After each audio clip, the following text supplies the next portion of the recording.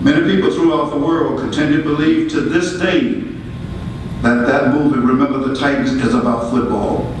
Well, let me be the first to let you know that that movie is not about football. This movie, Remember the Titans, is about some incredible young boys in Alexandria, Virginia, who in 1971 became an integrated team and showed the world how one can overcome their fear of diversity. When this movie was made in 2000 in Georgia, outside of Atlanta, President Carter came on the set. And as he talked to Jerry Bruckheimer, the producer, he said, "Jerry, I believe this movie will change the mentality of the world because it shows the world how one can overcome their fear of diversity." And under my leadership, I'm proud to say that this football team, even under extreme certain conditions, became one of the best football teams in America.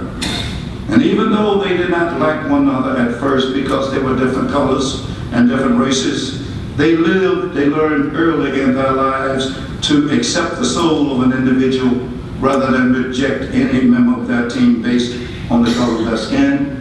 And I demanded that they celebrate their differences rather than allow the differences to become a problem to be solved. And when they decided to become a team, they went on and marched throughout the state of Virginia, battling each opponent each week until they reached the pinnacle of football, the 1971 state championship, second in the United States of America, only by 2 points as they voted.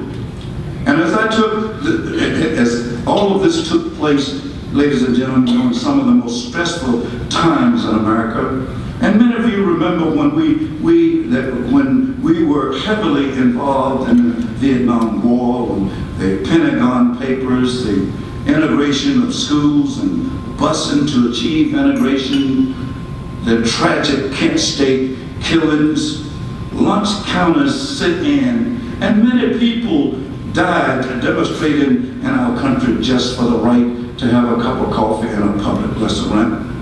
And by these young people learning to talk to one another, they learned to embrace diversity and to accept each other as human beings. So ladies and gentlemen, this movie is about a group of young men who simply wanted to become a team. And I believe to win, they had to learn first that a team is a group of people with one vision, with one objective. And I truly believe from the bottom of my heart that every team should have one heartbeat. I want you to be among the first to truly reach your fullest potential, young people. And if you can do so, it will be because you welcome the opportunity to stumble. And yes, maybe you might fail sometimes and even make mistakes. But that's how light bulbs are made. That's how great community leaders like you are made. And that's how moon landings were made by our astronauts. And hopefully someday you will recognize your imperfections as a means to perfection. And I hope that no matter what you do, you will focus and continue to focus on the highest calling and making our planet and those around us more understanding of our differences. We must motivate our students to use their education to enhance the quality of their personal life first.